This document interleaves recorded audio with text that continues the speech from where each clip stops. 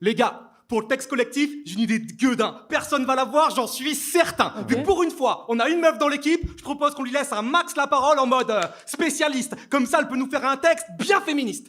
Ouais, Franchement, c'est super à la mode. Ça va mettre l'ambiance, ça va scorer de ouf. Faites-moi confiance. Moi, j'avais plutôt pensé faire un truc genre... Justement, tu peux te faire plaisir. Lâche-toi, c'est le moment de faire entendre ta voix. En plus de ça, c'est pour la bonne cause. C'est genre historique. Et puis en plus de ça, si tu le fais pas pour toi, fais-le pour vous. Fais-le pour elle. Crie, hurle au monde avec franchise que tu ne fais pas tout ce que les hommes te disent. Alors, vu qu'on en parle... Oui, je sais que c'est un dur Eh, combat, mais sois-en fier. Mais Nico, tu te Quoi rends compte, ça fait 3 fois que tu lui coupes la bah, parole. merci, non. parce Oui, que mais je vais bien d'en sûr placer qu'il une. faut faire un texte féministe.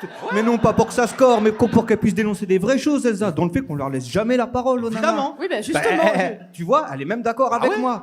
Il y en a marre que l'on se prenne pour les garants du sens moral, en écrasant sans peine le monde humain et animal, réduisant un combat encore trop négligé pour une simple excuse. Mais dis-lui, Rouge, dis-lui. Dire quoi Mais que tu souffres de ce comportement, enfin. Non, mais Naïm, tranquille. Moi, je veux juste Tu parler... voulais juste dire, et il ne t'a rien laissé exprimer. Ouais. Pas du tout, j'ai pas voulu dire ça. non. Oui, mais si. Aucun texte ne peut se revêtir d'une once d'authenticité. Si celui qui l'exprime ne s'accorde pas avec le sujet qu'il dénonce. Et moi, je te le dis, Nico, je suis féministe, moi, et de la bonne manière. Bon, c'est bon, je peux en Tu passer peux une tout dire, tout faire. Fais-nous savoir des choses que nous ne savons pas encore. Je sais pas, parle-nous de tes craintes, de tes rêves, de tes peines. Par exemple. Je sais que tu en es capable, Rouge, non pas parce que tu es une poétesse extraordinaire, ça tout le monde le sait, mais parce que tu es avant tout une femme. Ouais, ok.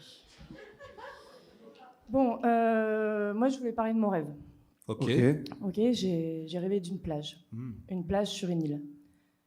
J'ai rêvé que j'étais pas sur la plage, mais j'étais la plage. J'étais le sable.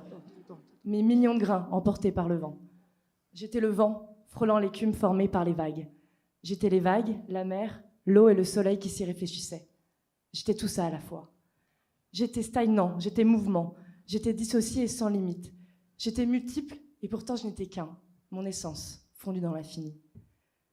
J'étais retournée à ce qui est, à ce qui doit être, à l'instant, au présent, à cette fraction de seconde dans une salle de concert où nos corps vibrent ensemble sur la même note, à ce moment où tu ne lis plus seulement un livre mais tu vis son histoire, à ces instants de regard où nous sommes accueillis mutuellement, l'un dans l'autre, à nos âmes réunies.